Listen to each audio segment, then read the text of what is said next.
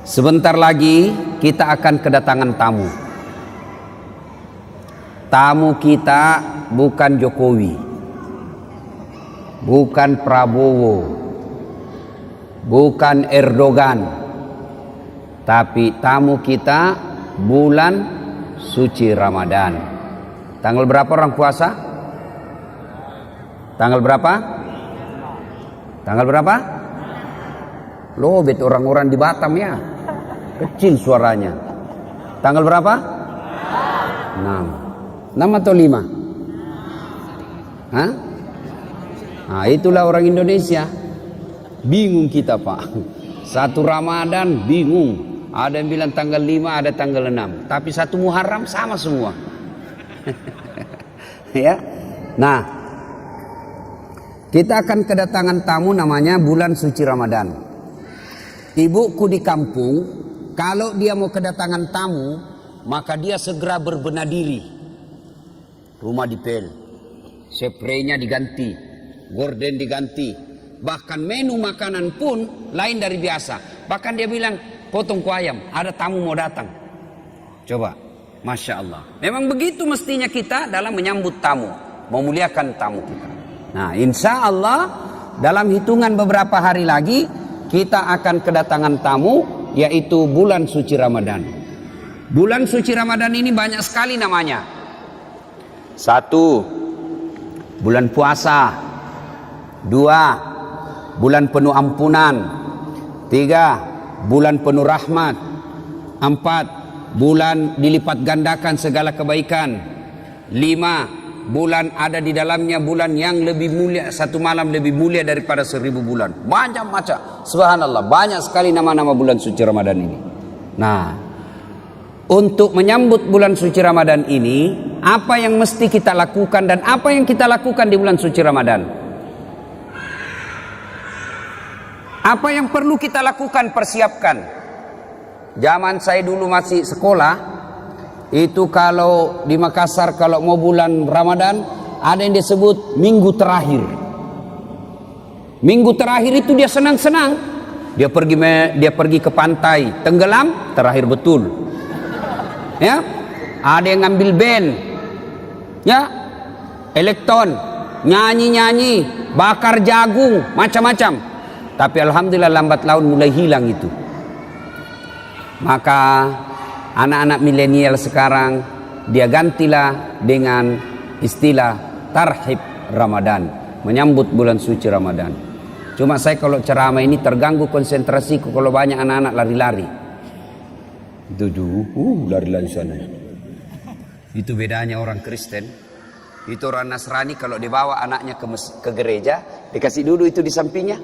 Duduk kau nak, dengar itu pastor pendeta ceramah, khotbah. Kalau kita, duduk. Ada bilang mamanya, Pima kau main nak. Pergi lah main itu anaknya.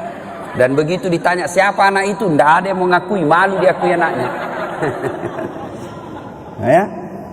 Ya, Bapak, saudara-saudara sekalian, apa yang perlu kita lakukan menyambut bulan suci Ramadan ini?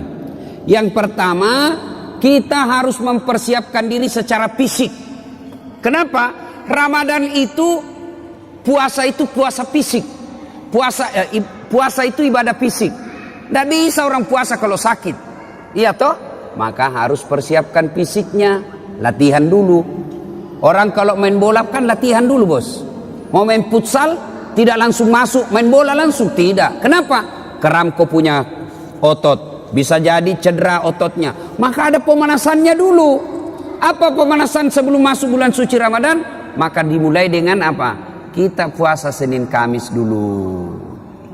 Memulai dengan puasa-puasa sunnah. Supaya masuk Ramadan tidak kaget perutnya. Kenapa? Dia sudah terbiasa mulai latihan. Maka persiapkan fisik dulu. Yang berikutnya, selain fisik kita persiapkan apa? Ilmunya. Datang di sini, datang pengajian-pengajian begini. Maka adik-adik sekalian, bacalah ilmu, baca kitab. Supaya apa? Masuk Ramadan kita tidak bingung. Adik-adik remaja, belajar fikih, belajar mana yang memakruhkan puasa, mana sunnah-sunnah yang lebih bagus, mana yang mengurangi pahala, puasanya tetap sah tapi kurang pahalanya. Bagaimana hukumnya mimpi basah ketika siang hari? Ini banyak saya lihat anak-anak milenial. Anak-anak SMA tuh, Ustaz, bagaimana hukumnya kalau kita lagi puasa siang hari mimpi basah? Ada tuh mimpi basah kalau siang tuh? Iya. Puasanya sah dengan catatan begitu bangun langsung pergi mandi. Bangun langsung mandi. Kalau mimpi. Kalau kreatif sendiri batal. Batal puasamu bosnya. Nah, itu harus ditahu semua itu. Termasuk bapak-bapak. Ada yang tanya, Ustadz, ternyata kalau malam boleh berhubungan suami istri. Ya boleh selama itu kau nikah. Halal. Yang tidak boleh siang. Selesai sholat subuh sampai maghrib jangan kau coba-coba. Kalau kau coba dekat-dekat istri dan kau offside, kartu merah. Apa dendanya? Puasa kau 60 hari berturut-turut. 60 hari berturut-turut. Kalau malam boleh. Maghrib sampai subuh boleh. Tiba-tiba ada bapak-bapak bilang, Ustaz, kalau malam betul boleh. Boleh. Masya Allah Ustaz, saya sudah 5 tahun biar malam tidak juga. Nah, kadongok kok. Makanya belajar kok bos. Ya, itu semua penting kita ketahui. Ustaz, bagaimana kalau menelan ludah pada saat puasa? Itu waktu kecil kan kita bilang kalau menelan ludah batal. Akhirnya kita meludah terus. Kering tenggorokan. Boleh kalau ludah, biar kau kasih keluar lagi, masuk lagi, keluar lagi, masuk. Boleh. Yang penting kau tidak tambah. Misalnya begini, tambah. Batal itu bos. Kalau yang di dalam tenggorokanmu keluar masuk, boleh. Yang penting kau tidak jijik. Keluar lagi. Nah, boleh kalau itu. Ya. Bagaimana kalau sikat gigi di bulan suci Ramadan? Boleh. Boleh. Yang penting jangan kau telan air. Pura-pura sikat gigi. Nah, mamamu bisa kau tipu tapi Tuhan Maha tahu. Dia kalau Ramadan dia kumur-kumur 3 kali masuk, 1 yang keluar. Berarti dia korupsi 2 ini. Itu harus tahu ilmunya, semua harus kita tahu. Bapak-bapak, ini ibu-ibu yang pengantin baru, harus tahu ilmunya, mandi junub. Ada yang bilang, Ustadz katanya kalau Ramadan mandi junub, begitu selesai harus mandi junub. Begitu selesai hubungan suami istri mandi junub. Tidak. Tidak harus ketika selesai. Nanti mau sholat subuh baru mandi junub. Bukan puasa yang mewajibkan kita mandi junub, tapi sholat subuh yang mewajibkan bapak mandi junub. Ada orang dia bilang begitu selesai mandi, sebelah capekku itu bos. Ku pengantin baru, sudah buka begitu, mandi kok. Masih baik itu kalau jam 8. Pulang taraweh begitu lagi, mandi kok lagi. 2 kali mau mandi. Sekalinya mau tidur jam 11 begitu, mandi lagi. Bangun jam 2 begitu, mandi lagi. Sekalinya mau makan sahur begitu, mandi lagi. 5 kali mandi 1 malam, mesek kok bos. Jadi kapan mandinya? Episode terakhir. Nah, ada juga kalau misalnya cuma ya kok ketawa anak muda, ini urusan orang tua. Nah, ada juga yang misalnya malam, misalnya jam 11 mau tidur. Ya. Kapan mandinya? Apakah sebelum makan sahur? Jadi kalau bapak makan sahurnya jam 2, apakah mandinya sebelum jam 2? Tidak. Bukan makan sahur yang mewajibkan bapak mandi junub. Tapi kapan? Sebelum sholat subuh. Jadi saya ulangi, sholat subuh yang mewajibkan ibu bapak wajib mandi junub. Bukan karena puasa. Itu harus ditahu semua.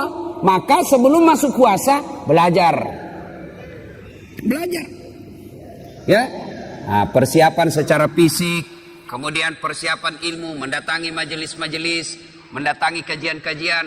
Tidak ada kajian, maka silakan googling, cari kok di YouTube, ceramah-ceramah, cari kalau ada perbedaan pendapat, bandingkan lagi. Menurut Ustadz Abdul Somad ini, menurut Adi Hidayat ini, menurut Khalid Basalama begini. Sudah itu, yang penting kau ikhtiar, sudah berusaha mencari ilmu, kau ragu, ikhtiar, salatlah. Minta petunjuk dan hidayah dari Allah. Sudah itu, hakul yakin, jangan lagi ragu.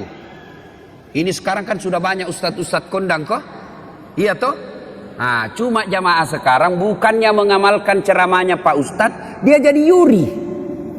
Dia menjadi tim penilai. Wah, kalau ini ceramah bagus, kalau ini bikin ngantuk, kalau ini jelek, kalau ini. Memangnya kau menjadi festival penceramah? Amalkan ilmunya orang, bukan membanding-bandingkan. Ya. Nah, sebelum masuk Ramadan. Berikutnya lagi, sebelum masuk Ramadan, apa yang perlu kita lakukan?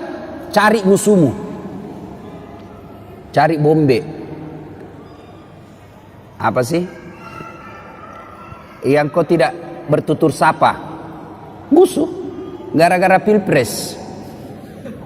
Satu dukung Jokowi, satu dukung Prabowo.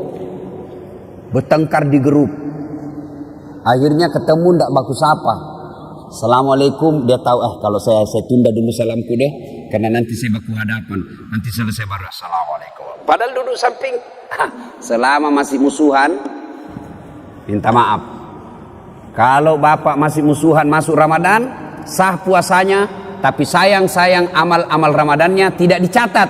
Nanti dicatat di buku amalnya setelah dia baikan sama musuhnya, termasuk yang suami istri. Itu di Sulawesi ada orang bertengkar sama istrinya gara-gara beda capres. Ya, ibu, bapak-bapak yang pernah sakiti istri minta maaf. Minta maaf sebelum masuk Ramadan. Bagaimana cara minta maafnya? Jabat tangannya, senyum, pandang matanya, jangan jabat tangan. Oh, senyum kok bos. Ada orang jabat tangan menakutkan matanya. Oh ya, kok tidak ikhlas itu, senyum. Sudah itu apa? Salawat kepada Nabi. Allahumma shalli ala sayyidina Muhammad wa ala sayyidina Muhammad. Berikutnya sebut judulnya dosa. Bu, maafkan saya bu. Kata istrinya, kenapa pak? Apa judulnya? Nggak enak saya ngomong sama kau ibu. Sebut, kata Ustaz Dasar, harus sebut. Nggak enak. Betul kau nggak apa-apa? Nggak apa-apa pak. Apa? Mohon maaf ibu, saya pernah selingkuh. Dia bilang istrinya, nggak apa-apa bang, saya maafkan. Memang begitulah makhluk biasa, namanya manusia. Kadang-kala kita hilap. Saya maafkan bang, karena 2 bulan yang lalu saya juga selingkuh. Ya, nah selain itu Bapak Ibu sekalian, maka selainnya pertama persiapkan ilmu, persiapkan fisik, bersilaturahim. Itu yang kita lakukan. Nah, masuk Ramadan, maka yang harus banyak kita lakukan, pertama banyak-banyaklah berdoa. Doa kadangkala tidak diijabah gara-gara apa? Kita tidak tahu etika dan tata cara dalam berdoa. Kita harus tahu apa penyebabnya doa cepat diijabah. Saya ingin menceritakan sebuah kisah yang pernah dituturkan oleh Rasulullah Muhammad SAW. Abdullah bin Umar berkisah. Abdullah bin Umar ini anaknya Umar bin Khattab. Dia bercerita, Abdullah bin Umar, suatu kali kami mendengar Rasulullah SAW berkisah bahwa ada 3 orang pemuda melakukan musafir, perjalanan jauh. Tiba waktu malam, maka mereka mencari penginapan, tidak ada rumah. Maka mereka nginap di dalam gua. Tahu gua? Tahu gua, Dek? Tahu? Itu batu lubang dalam gunung. Masuklah mereka bertiga, karena waktu itu tidak ada hotel. Masuk bertiga. Begitu mereka tidur, bangun. Saat bangun, didapatinya pintu gua sudah tertutup oleh batu. Jadi anggaplah ini, ya anggap. Ini mulut gua tertutup batu. Mereka bangun, Masya Allah. Inna lillahi wa inna ilaihi rajiun. Tertutup pintu. Dia dorong, tidak bisa terbuka. Dorong lagi, tidak bisa terbuka. Akhirnya satu di antara mereka berkata, ayo kita minta pertolongan Allah. Bagaimana caranya? Mari kita berdoa. Majulah orang pertama berdoa. Ya Allah, saya pernah mengurusi ibu saya. Saya bekerja di pasar. Setiap hari jika masuk waktu siang, waktu duhur, saya balik ke rumah saya dari pasar, jalan kaki berkilo-kilometer. Saya suapi ibu saya makan. Saya tuntun ibu saya makan. Selesai saya beri makan, saya kasih pakaian yang rapi. Lalu saya tuntun sholat duhur. Selesai semuanya, selesai makan, selesai sholat duhur, saya balik lagi ke pasar, mengurus dagangan saya. Tiap hari aku lakukan itu, ya Allah. Ya Allah, sambil dia kenang kebaikannya ini, dia berdoa kepada Allah. Ya Allah, jika mengurus orang tua, melayani ibu saya adalah kebaikan di sisimu, dan engkau merasa pantas membalasnya, maka saya mohon kepadamu, ya Allah, kabulkan doaku, bukalah pintu gua ini. Tiba-tiba pintu gua bergerak. Terbuka. Belum, hanya geser sedikit, tapi belum bisa dilalui manusia. Selesai berdoa, dia tunjuk orang kedua. Mas bro, kau lagi berdoa. Maju orang kedua berdoa.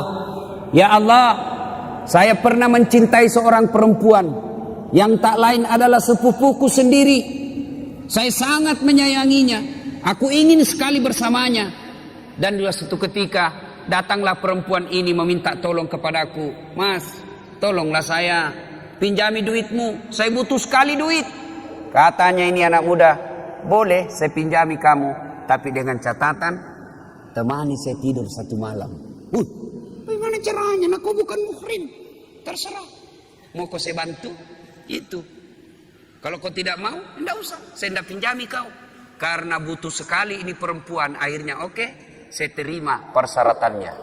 Maka ketemulah mereka di tempat yang mereka telah sepakati. Pada jam yang mereka telah sepakati. Datanglah ini perempuan. Mulai dengan berpakaian cantik. Sampai telanjang bulat. Telanjang bulat. Bukan telanjang segitiga. Telanjang bulat. Saya tidak tahu juga. Jangan kau tanya saya kenapa disebut telanjang bulat. Saya juga tidak tahu kenapa. Karena memang sudah begitu sejak lahir. Ditanya saya. Kenapa orang tidak bilang telanjang segitiga ya? Telanjang segi empat. Atau telanjang persegi empat. Telanjang bulat. Tidak tahu kenapa. Jangan kau tanya saya tidak tahu jawabannya. Dia sudah telanjang bulat ini perempuan. Ini laki-laki sudah mau mendatanginya. Tiba-tiba laki-laki ini seolah-olah melihat rambu lalu lintas. Huruf P silang warna merah. Dilarang parkir. Oh tidak jadi ini laki-laki. Astagfirullah. Dia tinggal, dia palingkan pandangan.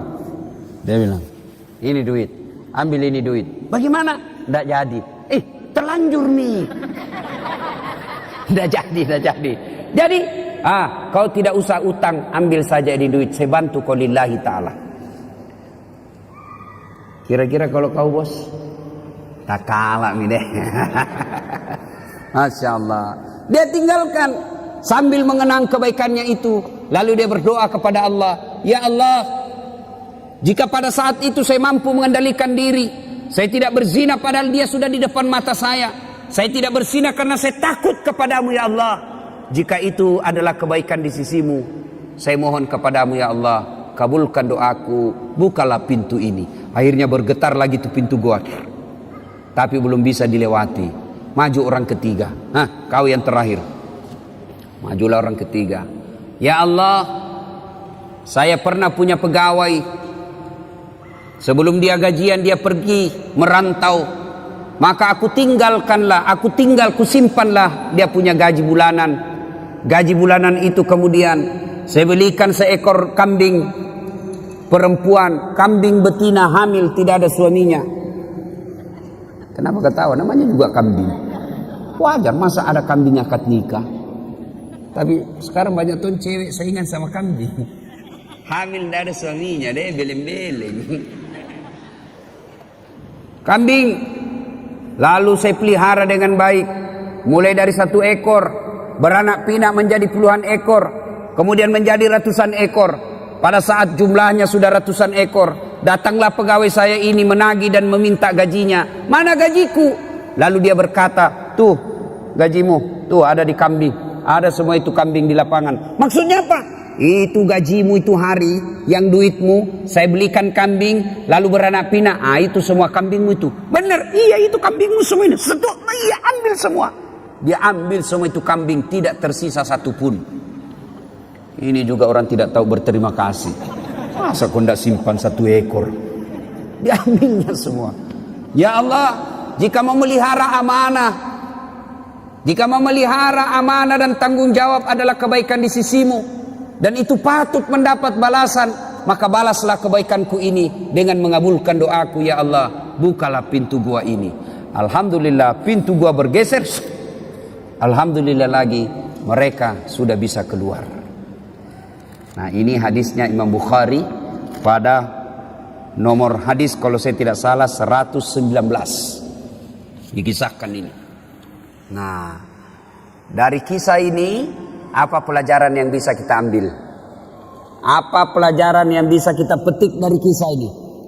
Pertama, ternyata tidak ada manusia yang tidak ada masalahnya. Adik-adik, ada enggak di sini yang tidak ada masalahnya? Ada? Jatuh cinta. Apa masalahmu? Dia suka enggak saya?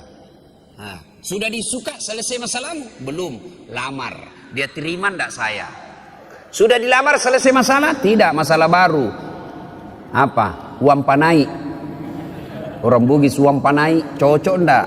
Oke, diterima uang panai, masalah selesai itu, menikah. Sudah menikah, selesai masalah? Tidak. Apalagi mau punya rumah. Sudah punya rumah, selesai masalah? Tidak. Mau punya anak. Sudah punya anak, selesai masalahnya? Tidak. Langsung tua dilihat istrinya, jelek lagi dilihat istrinya, mau lagi kawin lagi. Coba, orang tidak ada masalah, semua ada masalah. Bahkan ini saya lihat semua ini muka-muka penuh masalah ini semua ini. Yang paling banyak masalahnya sekarang itu caleg yang tidak terpilih dan banyak utang balehonya. Itu paling banyak masalahnya itu. Ayo, tidak ada orang tidak ada masalahnya. Semua punya masalah. Belajar dari kisah tadi, jangankan kita yang tinggal di kota Batam, ini saja manusia dalam gua ada masalahnya, apalagi kita. Jangankan kita yang banyak dosa dan kesalahan, yang hampir tiap hari punya dosa, hampir tiap hari punya maksiat. Nabi dan Rasul tidak ada dosanya itu Nabi Muhammad. Apa tidak punya masalah? Penuh dengan masalah hidup beliau, rentetan masalah dan masalah. Masih 6 bulan sudah lahir, belum lahir sudah meninggal wafatnya. Wafat bapaknya, baru 3 hari diambil ibu susunya Halimatus Sa'diyah. 4 tahun bersama ibu susu kembali ke ibunya. Baru 2 tahun bersama ibunya, meninggal pula ibunya ketika usia 6 tahun. Diambil oleh kakeknya, baru 2 tahun bersama kakeknya, meninggal pula kakeknya. Diambil oleh pamannya. Usia 12 tahun mereka, Rasulullah sudah mulai berperang. Ikut perang, bukan perang agama tapi perang kelompok. Usia 16 tahun mulai berdagang bersama paman beliau. Jalan kaki naik unta ke Syam. Penuh dengan masalah. Di Mekah diusir dari kampungnya. Siapa yang mengusirnya Nabi? Bukan orang lain. Siapa yang mengusirnya? Pamannya sendiri. Nabi saja penuh dengan masalah. Minta pertolongan ke Taif. Apa dibantu di Taif? Tidak, dilempari satu kampung di Taif. Nabi penuh dengan masalah. Apalagi kita. Kalau begitu, bukan masalah kita. Masalah kita adalah bagaimana mengatasi masalah. Itu. Kalau Nabi ada masalahnya, beliau ambil wudhu, sholat, hajat, minta pertolongan kepada Allah.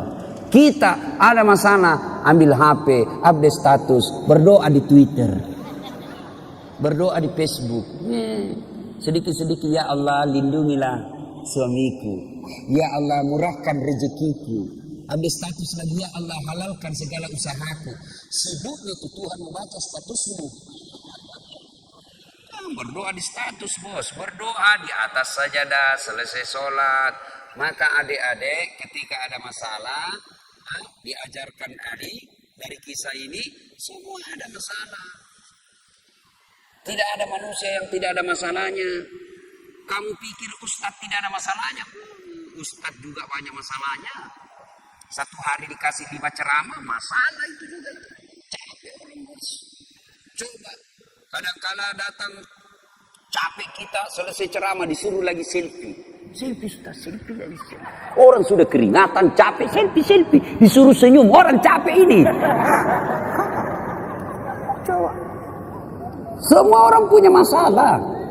Tidak ada orang tidak punya masalah. Semua orang punya masalah. Alhamdulillah. Allah cuma minta sabar, sempurnakan sholat. Ya, ada masalah, ngadulah kepada Allah, berdoalah kepada Allah. Ya. Belajar lagi dari kisah ini. Ternyata dalam berdoa boleh menyebut kebaikan. Dalam berdoa ibu boleh menyebut kebaikan, tapi bukan menyebut kebaikan kepada manusia, tapi menyebut kebaikan kepada Allah. Yang berdosa yang tidak boleh, bapak cerita ke tetangga, kau tahu Dasat Latif itu dari Makassar, itu jadi ustadz. Saya kasih sekolah itu dari SD sampai SMP. Saya lihat itu dia tidak ada papanya. Saya yang kasih sekolah, tidak jadi manusia itu kalau bukan saya. Tidak boleh begitu, tidak boleh. Tapi menyebut kebaikan kepada Allah ketika berdoa boleh. Ya Allah, saya pernah ngurus anak yatim piatu. Sepupu saya sekolahkan mulai dari SD, SMP, SMA, kuliah. Lalu aku nikahkan dengan wanita baik-baik. Lalu dia sekarang sudah menjadi orang yang berhasil. Jika itu adalah kebaikan di sisimu ya Allah, kabulkan doaku ya Allah, murahkan rezekiku ya Allah. Boleh. Ya Allah, saya pernah mencintai seorang wanita ya Allah. Aku sangat mencintainya, aku sangat menyukainya. Dia pun mau sama saya, tapi mau muntah lihat saya. Nah, boleh menyebut kebaikan-kebaikan, boleh. Ya. Yang ketiga, hikmah dari kisah ini.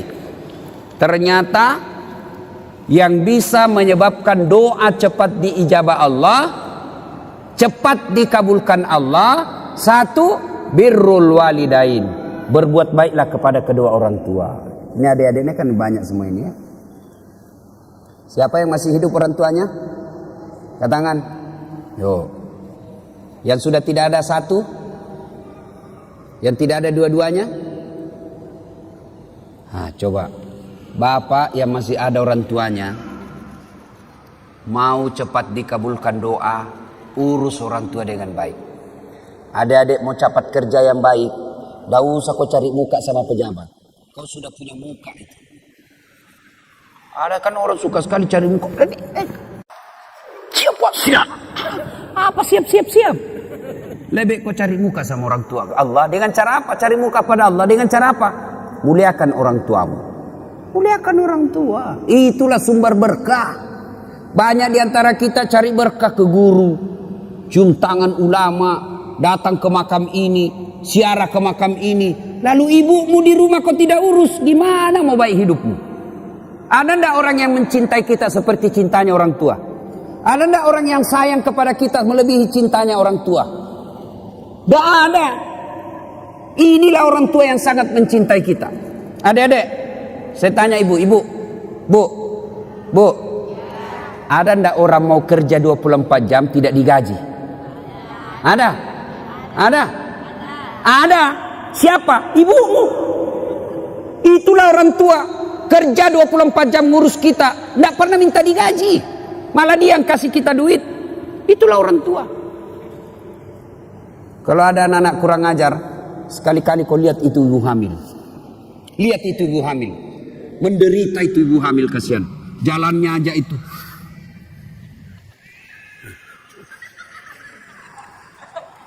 Coba tuh. Apalagi kalau dia sudah 7 bulan. Kakinya ada di sini. Naik lagi di sini.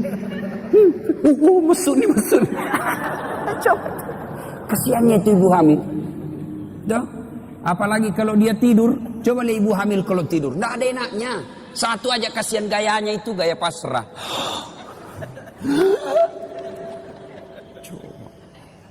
Ya bu ya. Apalagi kalau melahirkan. Ibu pernah bayangkan, masih ingat waktu melahirkan bu? Masih? Ada ibu-ibu melahirkan senyum. Mentang-mentang dia artis, keluar kok nak?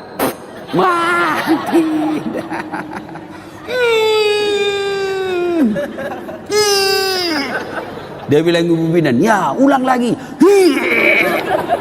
Gigi besi. Coba itu. Begitu anaknya lahir cacat, apa dia tempelin? Kurang ngajar 9 bulan kau ganggu, kau siksa saya, tidak ada telingamu. Tidak, justru yang cacat paling dia sayang. Apa ada ibu-ibu meninggal anaknya yang catat, alhamdulillah untuk gue cepet mati. Enggak, justru yang catat paling dia sayang. Coba.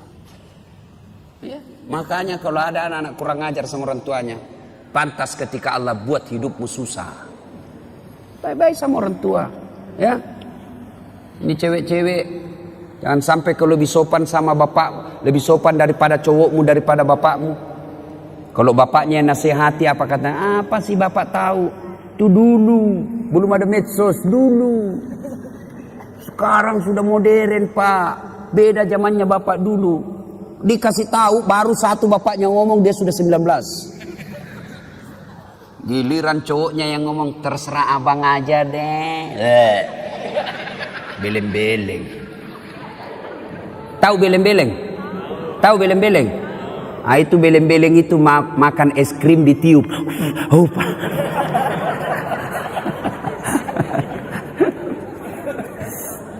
Iya. Berbuat baiklah sama orang tua. Adik-adik, bagaimana cara berbuat baik sama orang tua? 1. Suara tidak boleh lebih keras dari ibu. Itu jelas, itu protapnya. Dalam Quran sudah jelas sekali protapnya. Imma yablughanna indakal kibra ahaduhuma aw kilahuma fala takul lahuma uf wala tanharhuma wa kullahuma qaulan karima. Itu sudah ada dalam Quran itu. Jangan kau berkata, sakit hatiku Ustaz. Berapa sakit hatimu dibanding sakitnya melahirkan? Ada kan anak-anak kasihan itu, siapa yang besarkan? Neneknya. Sejak lahir ditinggal sama ibunya. Ibunya pergi menikah lagi, bapaknya menikah lagi. Akhirnya ini anak dibesarkan oleh neneknya, disekolahkan dengan baik, dapat kerja yang baik, ternyata baru pulang ibunya. Ibunya gagal pernikahan keduanya, bapaknya pun demikian. Lalu datanglah ini orang tua ke anaknya yang tidak pernah diurusnya. Ini anaknya marah. Apa bapak saya, dia terima beres, ibu saya tidak pernah diurus. Biar kau kasih haji ibumu 2 kali.